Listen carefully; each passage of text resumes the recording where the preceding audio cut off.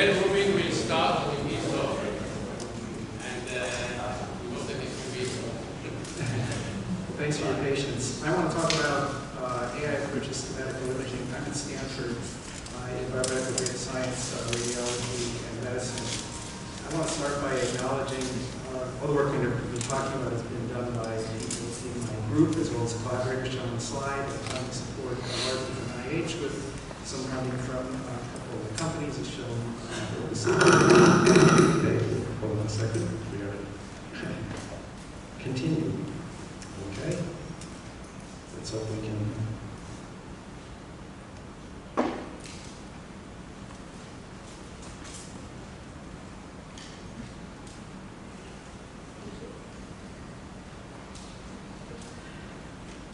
Can you come up one more time to use your touch screen magic?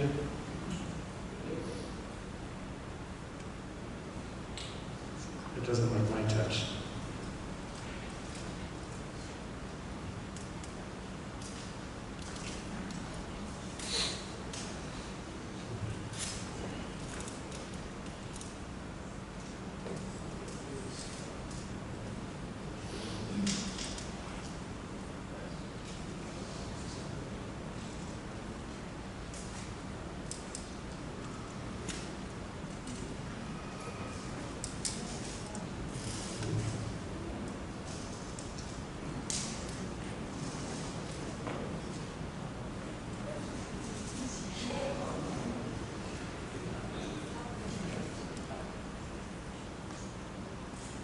Let's try again.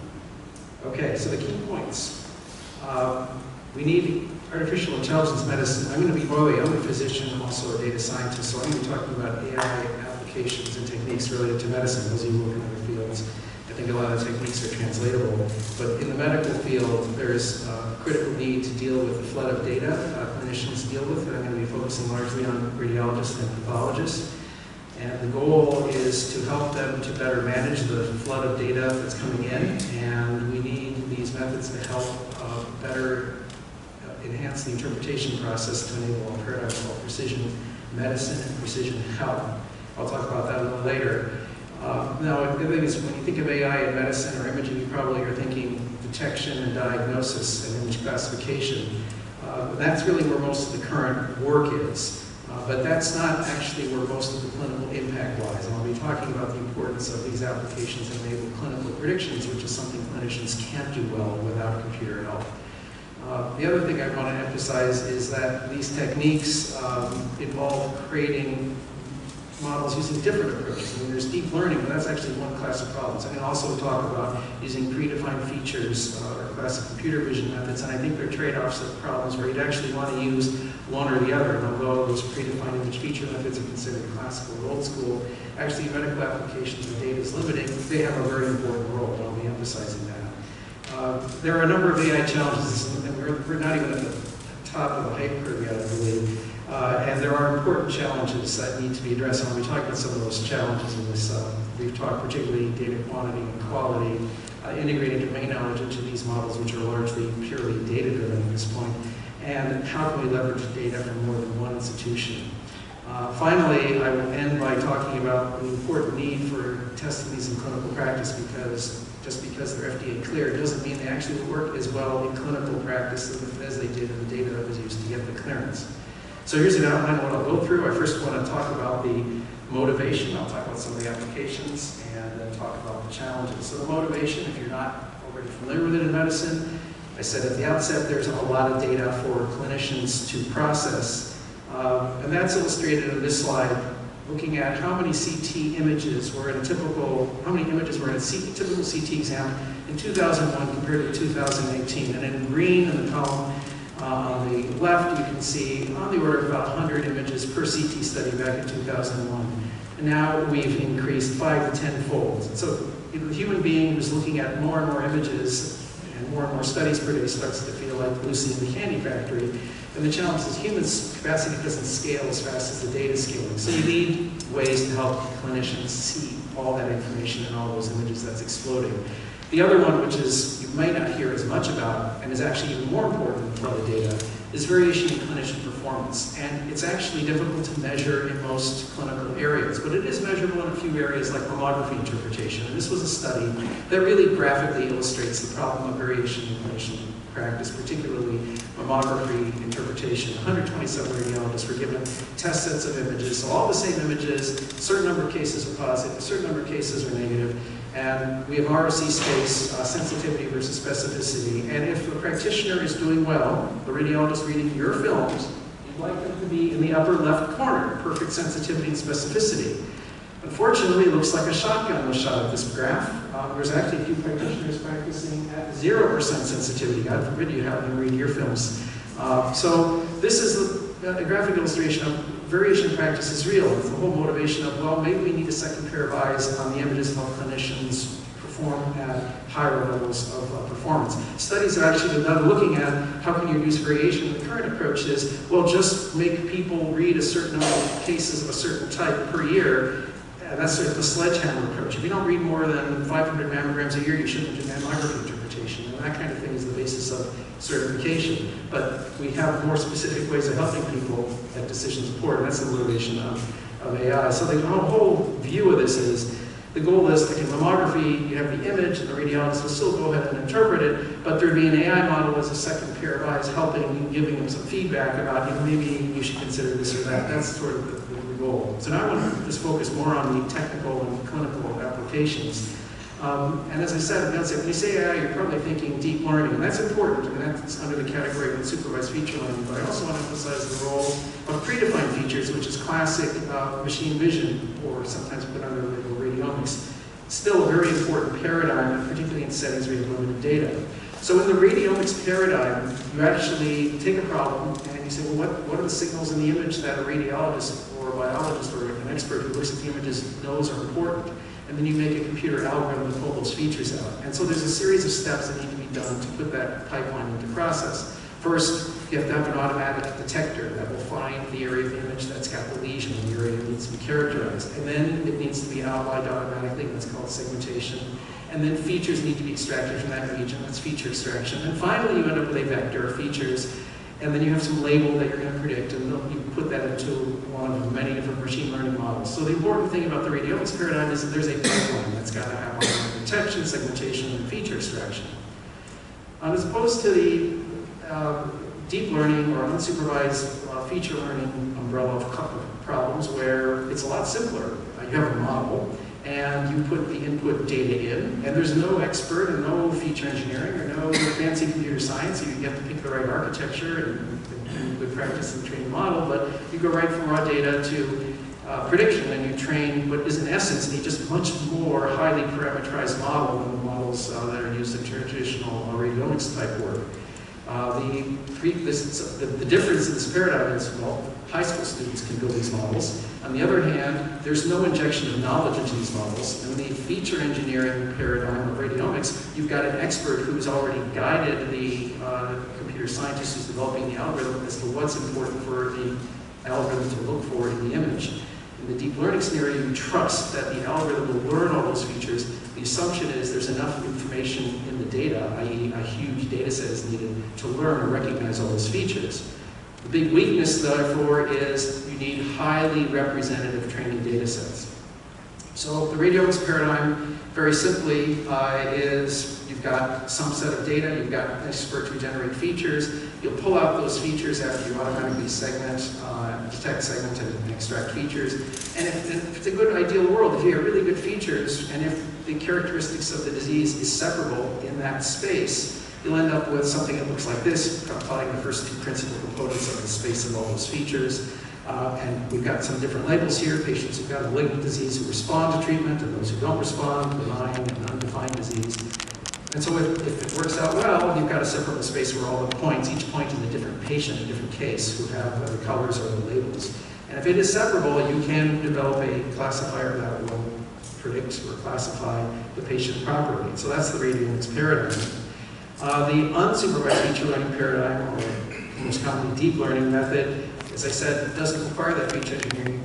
You need a large training set, and you'll go right to prediction. And most people are working with just image data, but it's important to recognize that that's not the only data that's important to consider, at least in medical applications. There's text data, so I'll be emphasizing the role of both of those types of data. I won't talk about image patch analysis. Everyone's just gravitated to deep learning, but there are other methods for unsupervised feature learning, and patch analysis is another one. I don't have time to go into that. And the final thing that's quickly mentioned is there are some tools available. This is a tool that comes out of my lab, freely available, open source, to help you build models, whether they're radiomics models or deep learning models. It's a web-based image viewing and annotation platform, and also an image management system for like a PACS interface that you can bring up the images, people can annotate them, and the important thing is they can fully describe the lesions with annotation templates of any arbitrary complexity, and then those labels, those annotations get saved in a database in a standard format that's actually part of the DICOM International Standard. And if you're doing radiomics feature analysis, there's a library of plugins for running radiomics feature extraction. You know, we pull out quantitative features. That also gets saved into the standard XML-based format that's serializable to the DICOM standard. So the important, one big message is if you're going to collect a lot of image data and do annotations, for God's sake, save them in a standardized format, because if you ever want to interoperate or leverage other people's data, if you're not working with similar formats for the images and annotations, there is no chance that you're going to be able to leverage other people's data, and not be a lot of work to convert formats. So I want to focus most of the time on the applications. That's probably what most people are interested in, is what are the key applications that are currently being developed and what does the future look like. And I've sort of broken them up into two parts, the current applications and the active or future areas of research. And actually I view these two separate categories in terms of the spectrum of clinical impact.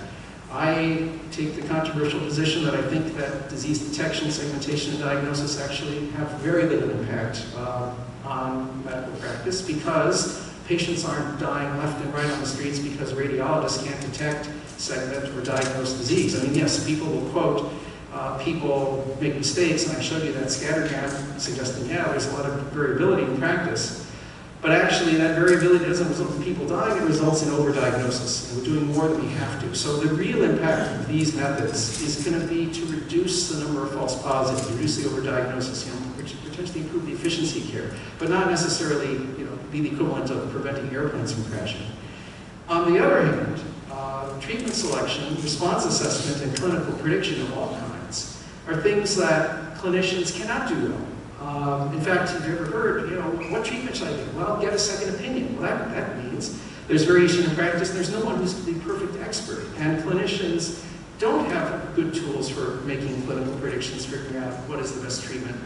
And here's where computer applications have a huge potential for leveraging historical data to give information that clinicians couldn't possibly get access to using their current expertise. So quickly, I'll go quickly through the existing ones, because I think those are a little bit less impactful, but that's where most of the work is. I have to mention it. Disease detection and segmentation is basically the Where's Waldo problem. That's kind of what a radiologist does, is you present it with an image and you're looking for Waldo, which is the disease. So here is Waldo. And the equivalent in the radiology world is an image like this, a chest x-ray. Does anyone see the abnormality, by the way? Sorry? Shout out.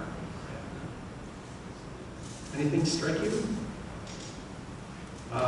Just say, left side of the image or right side of the image? Oh, that is dark. I forgot. You're never going to see this. Anyway, way too light. There's an abnormality. What you can't see is these arrows. These arrows are pointing to a lung nodule. So most people, when I show the slide, they say, oh, I see lung nodule. When I say, how do you see lung nodule? I say, well, I see the arrows. And the arrows were not provided with the image capture device. Those were added by the radiologist to help the clinician see there's a nodule. But that's what that's the value of the radiologist adds. Notice the value of the radiologist adds is the annotations. Those arrows are an annotation, and that is data, and that is going to be useful for any applications that you develop. And then in terms of AI applications, it used to be that there were machine vision methods like active contours, snakes, etc., for doing this automatically. Now the state of the art, unquestionably, is deep learning methods for doing automatic detection and segmentation with some kind of flavor of UNet architecture, as shown here in a non-medical image example where we've segmented automatically cats across the body. I'll speak loud. Cats are segmented. Same has been applied to lung nodules. I'll show you some work we've done. We've applied a modification of the Google net for automatically segmenting brain metastases. One flavor, the wrinkle we've added to this is MRI studies. This is MRI studies of the brain. And you get limited performance if you just use one pulse sequence. All MRIs have multiple pulse sequences, so we added a multi-channel input to our models. We take all the data, and we do something further. It's not all studies have the same number of sequences, so we actually weight the different input sequences. And if sequences are missing, we can alter the weights of those inputs so that that doesn't penalize the model in terms of its performance with automatically segmenting, detecting and segmenting brain metastases. And here's a zoom image. Here's the lesion here.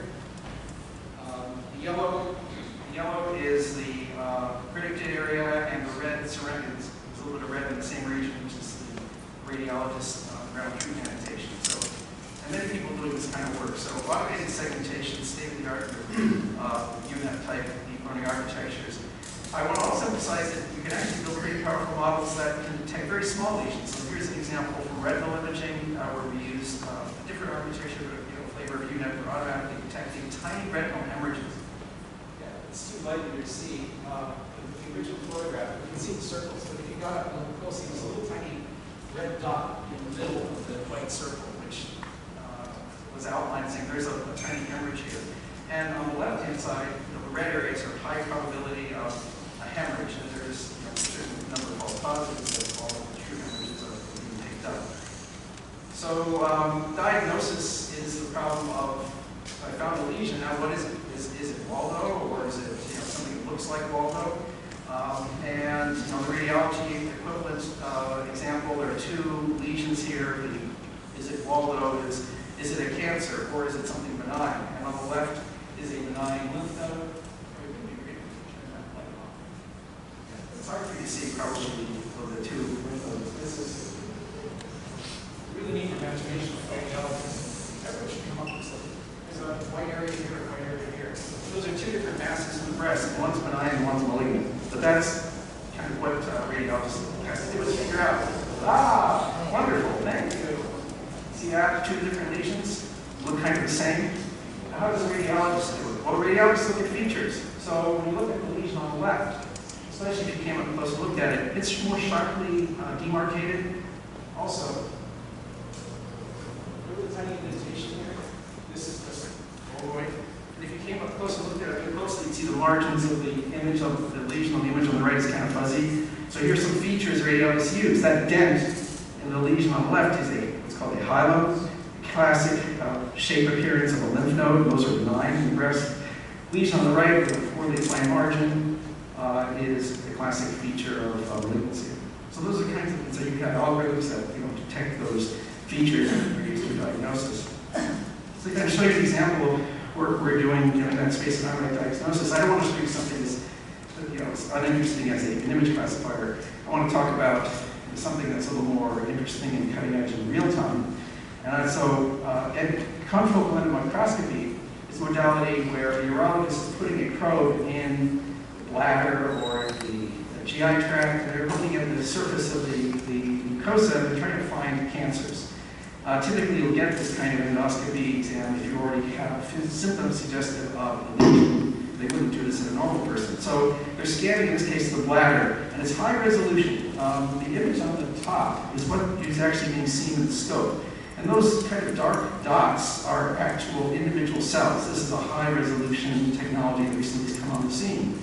The image below, in color, is the histology specimen from the corresponding area. And what the microscopist is doing is they're scanning, is they're trying to find, they've got a lesion in the bladder, and they're trying to figure out what it is. And so they've got to take a piece of tissue from it. Now, the whole lesion is not necessarily the same disease. Some parts of the lesion may be benign, and some parts may be malignant. So their task, as they scan over this lesion, is to find the most suspicious part of it. And then to take a biopsy and look at it under get histology out, and that takes, you've got a very invasive procedure, and it's time-consuming to do the histology. And so the goal is, ideally, they'd like to be able to do real-time in vivo histology.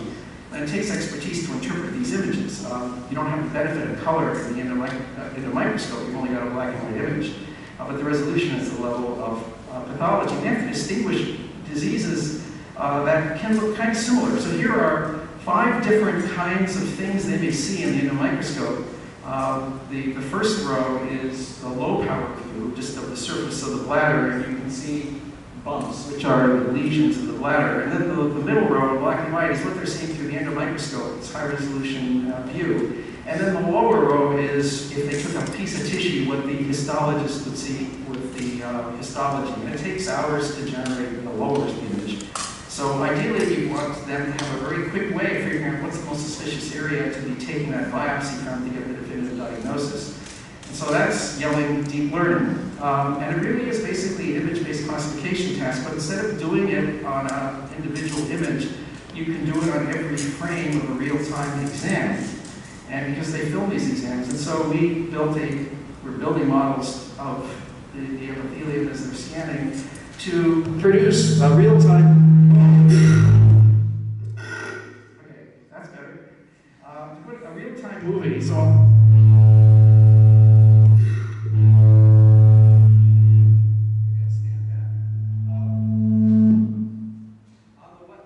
On the left, we're scanning normal, and you can see a bar graph with the labels being normal and different abnormal types of diagnoses. So that helps them as they're scanning to identify, okay, this is normal, don't have to biopsy anything here. And the movie on the right, they're scanning over a part of the bladder where it's the bar saying HG, well, high probability, this is high-grade cancer. Biopsy here. So I kind of view image classifications probably having more of an impact in real-time exams than in single frame, there's a dying malignant. Humans can do a pretty good job. In a case like this, real-time exams are the biggest promise for automated diagnosis. Let me talk about what I'm most excited about, which is clinical prediction. Now, first of all, don't confuse prediction with classification. A classification is a task where I have a piece of data, like an image or a text file, and I want to put a label on it. That's classification. Usually it's a single image or a single time point, a single study, and you want to put a label on it. So what's the diagnosis? Prediction is a task of forecasting some event in the future that hasn't happened to the patient yet. And it's typically done where you've got inputs of data over time. You can't do a prediction based on a single time point. Although the time context is more important than you can do much better in robust models if you have multiple time points. Illustrated by the series of chest x-rays I'm showing you here. As you look across the series, from left to right, you see something growing bigger and bigger and bigger in the chest on the right-hand side. It's actually the left chest on the right side of the image. That doesn't bode well. So you predict, hey, that patient may not do well. And that's a good prediction. Whereas if I just showed you one image from that sequence, you have a harder time making a prediction. So notice prediction. We're forecasting a future event. What's going to happen to the patient? Diseases are going to get worse. Patients going to die. Some of those are future events that when we talk about prediction. And I want to emphasize that you can do that using either predefined features or deep learning. And I'll talk about examples of both. So here's an example using predefined features with histology in a case of non-small lung cell cancer. So a patient has non-small lung cancer, and in the current state of the world, the pathologist looks at this and they look at the morphology of the HG image and they say, this is lung cancer, and they might be able to put a grade on it. But they can't make a prediction as to how long will the patient live, or will this drug be better than that drug. But if you have a lot of data cases, we did this study where we have a lot of data for cases, and we use predefined features, constructed around almost 10,000 features, and we looked at the differences in survival based on feature signature that was learned with machine learning. And we identified, there's actually 2 subsets of patients who have the same histological diagnosis by pathologists, but actually there's more information in histology to differentiate long-term survivors versus short-term survivors. So there's an example of a forecasting event that's based on a single image, single time frame. Now I'm going to talk about an example of forecasting with multiple time points. So I'm going to switch modalities to vision, a disease called age-related macular degeneration. People over the age of 60, certain percent of people develop abnormalities in their retina called drusen, or dry AMD, age-related macular degeneration. A tiny percentage of those will progress at some point in the future. And AMD is the most common cause of blindness in people over the age of 60. The challenge of it is if you have AMD, you almost certainly, if you have AMD, you have what's called a dry form. Slowly progressive, but not like a sight-threatening form. In about 5% of those patients, they will progress unexpectedly at some point in the future to a form of the disease called wet AMD. If that happens, they will become blind within a day, possibly even hours, unless they have immediate intervention. And the typical approach to figuring out when people progress is they are given these little grids to look at, and if your vision starts changing at all, go see your doctor right away. And that's not necessarily the best and most sensitive way of detecting when progression happens. So, important prediction problem. Can we predict who with AMD will progress? And the way we built this model was, well, patients with AMD come to the eye doctor at regular intervals. They come in every 6 months or once a year. And so we took a large selection of cases and we built long-term, short-term memory networks. Anytime you have longitudinal models, you're probably using an LSTM type of model, because that can learn not only features at any given time point that will produce some prediction on the label, but it can take into account changes over time, because of the way it's longitudinal changes, which is what the model is showing arrows between time points.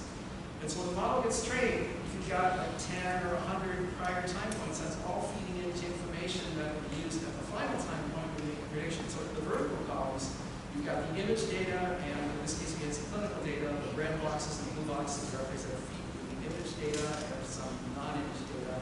And then we have the vertical columns, a deep learning model that's going to go from that raw data to a prediction. And then the LSTM takes into consideration the time points in between.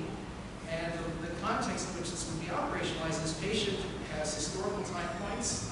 That's all fed into the model to train it. So we get a population. I got a trained model, and you apply it to a new patient. The patient comes in, they have historical time points. So all we feed in their data from all their previous time points and the current exam data.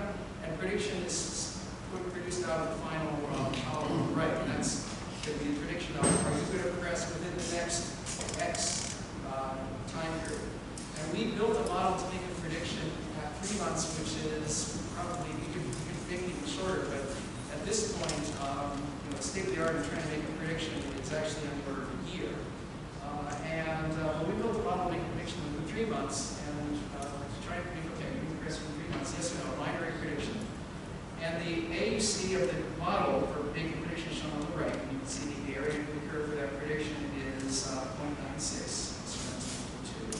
And then just for comparison, we built a random forest model based on single time criteria, and we predict your future progression in 3 months, and the performance is much worse. So the power of that longitudinal model is pretty striking. And one other thing I'll say is it's not magic. The more prior time points you have, the better. So this graph is showing the AUC of the performance curve as a function of how many prior time points are available when making the prediction. And the more time points, so if you have this one time point, the prediction is not going to be that reliable. But if you have 10, 20, 30 prior time points, you notice the AUC starts rising dramatically. So one more example of the longitudinal model. I want to switch from using image data to text data, because I talked earlier about image data is important, but it's only part of the picture. And actually, the most powerful models are those that integrate both types of information. We actually, in my prior model, did integrate non-image data with the image data. But there's incredible, important, and valuable data in text. And you can build a very similar model using longitudinal text in the medical record. The prediction task in this case was patients who have metastatic cancer, everyone who has metastatic cancer, you're treating them curatively, you're trying to cure them. But at some point, you have to have a discussion with the patient. Maybe it's time to switch to palliative care. If it is really strongly believed that you will probably not survive more than 3 months, that's sort of the clinical threshold for a oncologist to have a discussion with the patient about switching to palliative care. Dangerous to have that discussion once you're pretty sure that the patient's not going to survive more than 3 months. The current standard of practice is clinicians estimate, using heuristics and some rules, when they think the threshold of the 3-month survival has been passed. So we want to compare against that in terms of the computer model to better than that. And we took all the data at Stanford across all metastatic primary diagnoses. About 30,000 patients that trained an LST model. Now, instead of feeding in image features, we're now feeding in features from text. So we take all the clinical notes from every patient visit. We built a word embedding model for those who've done NLP with deep learning. Word embeddings are a very common way to represent text in a feature space that captures the semantics of all the terms thinking about text that's complicated through use of abbreviations or synonyms, misspellings, a lot of difficulty for computers to understand if they're not given knowledge about how language is used.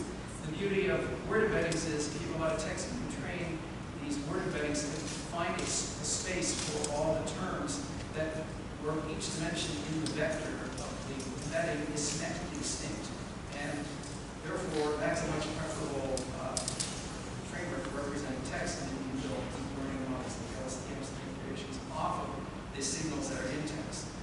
And so the performance of our prediction model is shown here. On the left graph is the green curve and the red curve for predicting you'll survive more than 3 months, less than 3 months. And clinician performance has an AUC of about 0.7, and you can see we're meeting that AUC. That's going to help me finish this talk soon. And on the right, we actually stratified by all the different diagnoses. So on the right, we're showing this. On the left is all diagnoses combined. On the right, all the different diagnoses separated. And for most of the primary cancers of metastasis, the model performs very well. In any case, better than clinician performance. This actually has very important clinical impacts, as shown here. This is a graph that's showing the probability that comes out of the model versus the whether the patient actually was treated aggressively or not. And in the graph on the left, these were patients who were treated aggressively, curatively. And the model's predicting correctly that those patients were not going to survive more than 3 months, so those patients are being over-treated. The model is surprisingly calibrated. The light blue and the gray bars is the probability that the patient is going to not survive more than 3 months, and then the gray bars likely they actually didn't survive more than 3 months. Do we have battery or this is the end? We don't have a battery, I'll wrap up. I'm over time anyway. So that's a good stopping point because I covered all my use cases. Let me wrap up by saying that several take-home messages. First of all, there's a role, when you say AI, people think deep learning, and that's the be-all and end-all. Challenge is, and it's great, if you have a lot of data, you can train a model. I'm showing you some exciting applications that rely on a lot of data for building a model. Downside is that data, what I didn't have time to show you is not all the models that are being built, deep learning in general as well. On the other hand, models built with radiomics or predefined features benefit from having expert knowledge incorporated into the generation of features that would be used for building a model. They can be built with much less data. In fact, typical studies, models built with radiomics are built on the order of 200 patients. And they tend to generalize better. So I'm not necessarily, for certain applications, deep learning is definitely the state-of-the-art and the best way to go. Segmentation algorithms is a good example. But for other tasks, not necessarily. Although I've shown you exciting results with prediction, it's a deep learning model. It needs a lot of data to build a robust generalizable model. The results I've shown you are based on data from Stanford University. The rubber will meet the road when we take this model and the arguments now to other institutions and deploying it there. And there have been papers in literature that have shown that models that are deployed at other institutions do not perform to the same level that they perform in the evaluations done with the data used to train the models. Because you generally, at most, will have data from 1 or 2 institutions, and you'll test on maybe a subset that's held out or data from one other institution, but institutions vary tremendously in their data. Their key applications for AI methods is automated detection, segmentation, and diagnosis. And I think the more important areas for future clinical impact are prediction. I'll show you a couple examples. Important to remember that in the actual clinical world, clinicians do not just look at one type of data when they're treating a patient and making a diagnosis. They don't just look at the history. They don't just look at the physical exam. They don't just look at the images. They look at all that data. And yet, all of the AI work, almost all of it, is looking at just one piece of information. So the real important future for AI model development, in my opinion, is integrated. And what holds us back from doing that is getting our hands on all that integrated data. It's not integrated in our clinical environments. It's fragmented. It's in separate systems. That's what holds back progress. So at that point, let me just stop, and I'll be happy to answer your questions. Thank you.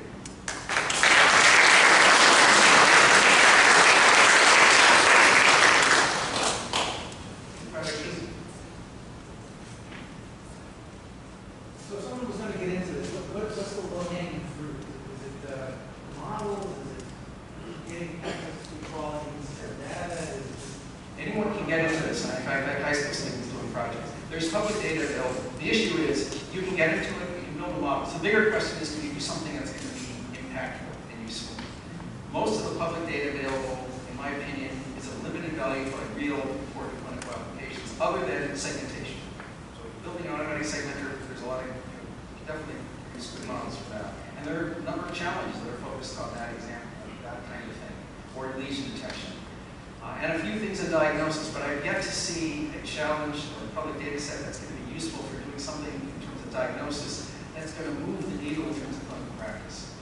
And as I said earlier, I think clinicians don't need that much help with the diagnosis part. What they really need help with is clinical prediction, figuring out what's the best treatment, and that's hard. That's why we haven't seen a lot of stuff with that. I mean, the closest we came to that was IBM Watson, trying to parse all the literature and come up with a model.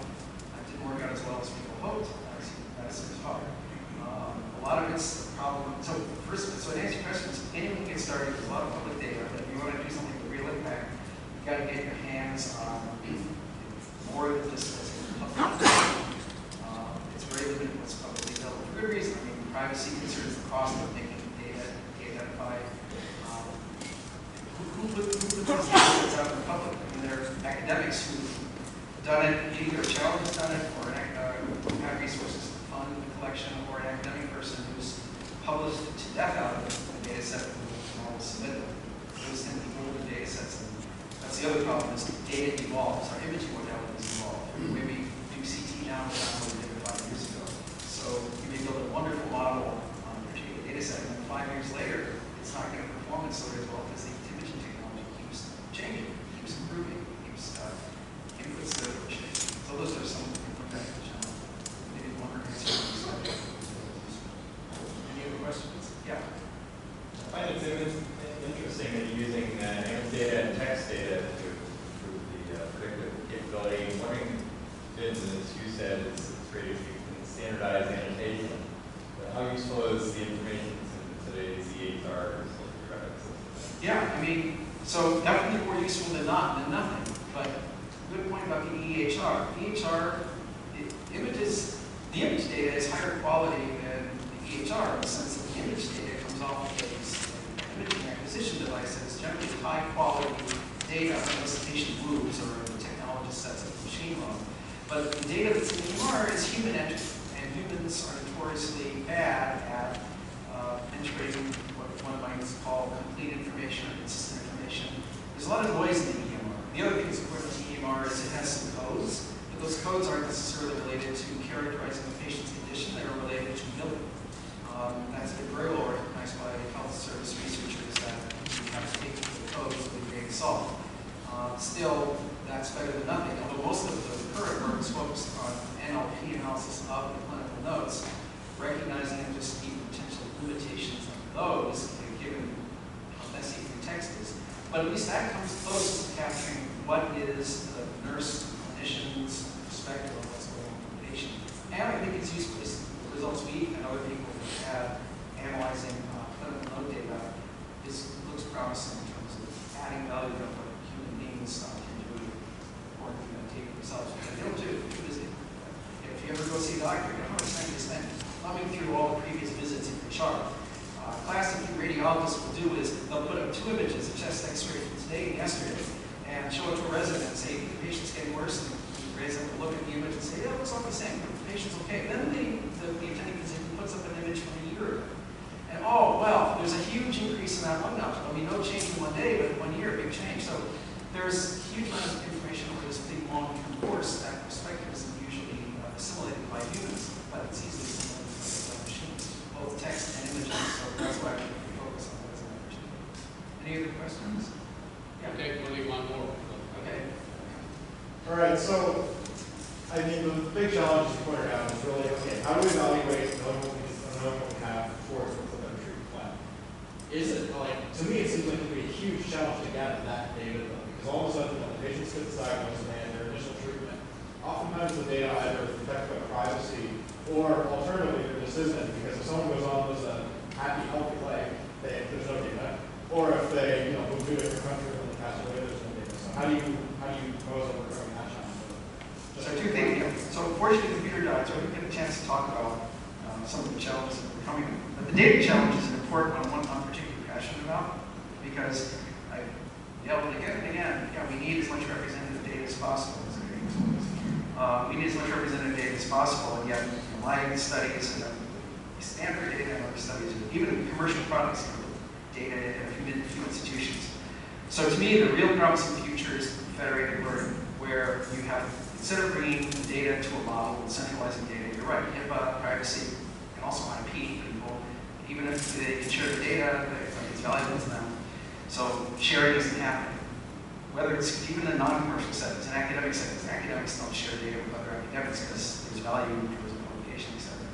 But in a federated learning scenario where you're doing the training on the data locally, and you distribute the computations and fit a model using distributed techniques, there's a number of approaches to this. Well, now you're in a different scenario, because then you just need an IRB approval for how the patient data is being used. If there's no PHI leaving, patient data isn't leaving the institution. The institution doesn't lose control over the data. They know what computations are going to be done. They can decide a priori if they want to participate in that computation or not. So we developed a software platform for enabling institutions to create a virtual ecosystem where they can be aware of data other sites have and subscribe to participate in federated computations. This could be extended beyond academic institutions to private practices and even companies. Actually working with FDA to try and bridge that gap to pharma. There's vast amounts of knowledge of this data, and that's the biggest challenge that needs to be tackled. I think federated learning is the way to do that. But so that's good if you've got the data of patients in the disease state. The other question, really important, what about the healthy state? Well, thankfully, we're entering a new era where everyone is starting to self-monitor, Fitbits, etc. And I actually anticipate a future world where patients are going to have control over the data, not the institute or both. The important thing is patients, since they are the CEO of their own health, will collect copies of their own data as well as data in their healthy state. So we could get to a point where you'll have a whole picture of every person. And if people are connected to a network of data sharing, you've got to get around the bad use of data. That's anytime you have good enabling technology, it's also bad enabling uses of it. But that could potentially be a future state. Unfortunately, I don't think that's going to happen really soon, but it's amazing how fast the monitoring technologies are developing. So I think there's tremendous future potential. Thank you.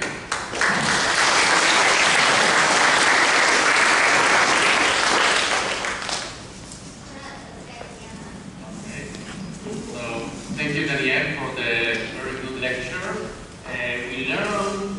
I learned a lot about looking at the old clinical scenario rather than just a problem of detection by